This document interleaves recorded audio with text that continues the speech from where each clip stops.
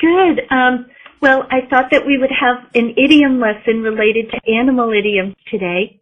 And idioms are very important because they're expressions that we use where the words, one word alone, has a different meaning from a few of the words together. But let me show you what that means. Okay. So our lesson goals for today are that you will be able to describe the meaning of idiomatic expressions related to animals. You will be able to use some of these idiomatic expressions appropriately in sentences. How does that sound for you? Okay? Okay, so let's take a look. That's great. Okay. So we're going to start by reading the sentences that include idioms. And I'm going to ask you to guess the meaning of each idiom. After that, you'll have a chance to practice your listening, because it's very common for when you're listening to native speakers, it's very common to hear a lot of expressions with idioms in them. And if we have time, you'll have a chance to write some sentences and then have some homework that will give you a chance to practice the idioms that you've learned. Okay. Okay. So, would you like to read this paragraph, please, about have butterflies? Okay, sure. So, before she gave her performance, Samantha had butterflies. However, the moment that she stepped out onto the stage in her ballet slippers, she relaxed and began a dance that wowed the audience. Okay, good. So before we talk about the meaning, I'd like to work a little bit with the pronunciation. Could you please repeat the word butterflies? Butterflies. Butterfly. Butterfly. Yeah, that's good. Wonderful. And now, the. Da. Yeah. Let's try it again. You need to be careful because sometimes the letters TH can sound a little bit like the letter D. So you need to be a little careful. Make sure that your tongue, watch how my mouth is. The. See how my tongue is between my teeth? The. Could you try it again, please? Okay. Da. The. Perfect. Da. Perfect. Excellent. Okay. And would you like to take a guess at what this means, had butterflies? Does it mean that she feels nervous before gave her performance? Good guess. Okay. Yeah, that's right. And here's the explanation if you'd like to read it. Okay. So when you have butterflies in your stomach, you are very nervous and excited at the same time. This state of anxiety is often related to something positive that is going to happen. For example, you won't have butterflies because you're driving through a scary neighborhood. However, you might have butterflies because you're going to give performance or meeting someone famous. Okay, yeah. So as you can see, when we use the expression have butterflies, we're using it for something positive. Yeah. And, okay, very good. Let's move on to the next one. Okay, let sleeping dogs lie. This is another common expression in English. And would you like to use read the paragraph? Okay. So Thank you. It's Courtney. Yes. Courtney said to her boyfriend, Steve, I don't think that you should get angry at Mike because he was late to meet you today. He has a lot on his mind. Just let sleeping dogs lie. Okay, that's perfect. Nice pronunciation. And would you like to guess what that means?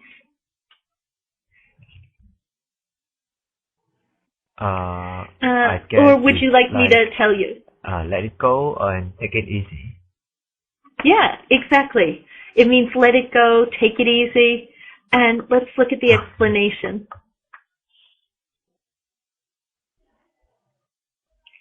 Would you like to read that, please? Okay. So, when you let sleeping dogs lie, you calm yourself. When you could have chosen to be angry, it is often used in relation to social situations. Okay, very good. And just the pronunciation. Sorry. Okay. Nothing. Okay, and the pronunciation for the word chosen, even though in its basic form it's pronounced choose, but in this form, in the past participle, it's pronounced chosen. Chosen. Yes, that's it. Would you like to read? Could you read the example, please? Okay. So Peter was upset that his sons had hit the brushes when pulling out of the driveway. However, he knew that his sons were new drivers and decided to let sleeping dogs lie. Yes. So he decided to stay calm instead of screaming at his son for hitting the bushes. Do you know the word bushes, by the way? Bushes? Yeah. It's like have you ever seen those before? Those are like very little, they're not exactly trees. It's a kind of vegetation that in the United States people sometimes have in front of their house. And, okay. Yeah, and usually they're green, and it's called bushes, yeah. So his son like unfortunately like hit the bushes. Actually, I'd say the difference is that the bushes are maybe about 2 feet high usually, whereas Christmas trees are really big trees. So a lot of times in the United States, we have a driveway, we have a little road right in front of our house. Yeah. It's not really a road, it's a special spot where we park the car. And unfortunately, in this boy's case, he hit the bushes. Maybe he's just learning. Okay, so let's take a look. Here's another expression. Could you read it, please? Okay. Gary forgot his wife's birthday. Now he's really in the doghouse. Yes. By the way, I want to ask you, you're in Hong Kong, aren't you? Yeah. Which country? Hong Kong. So do you sometimes have dog houses? Do you have a house for your dog in Hong Kong?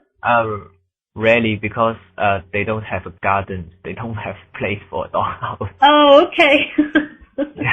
Sometimes people are a little surprised about U.S. Americans and how we treat our animals.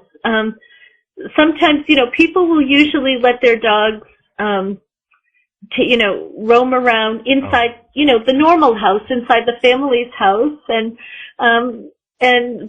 sometimes there will also be a little house outside for the dog called the dog house. Okay. Yeah. So, any guess about what this means? Now he's really in the doghouse? Gary is isolated by her wife? Yes. He's feeling isolated by his wife because he did something bad, and usually it means like, oh, he's gonna have to sleep on the sofa or something. And let's take a look. Okay. Actually, I know that you're a psychology student, so these are actually good things for psychologists to know. Yeah. Oh, you're really in the doghouse now. Okay, would you like to read these sentences, please, these paragraphs? Okay, sure. So this is usually used with regard to husbands when their wives are angry. It's used in a joking way to say that the wife is mad.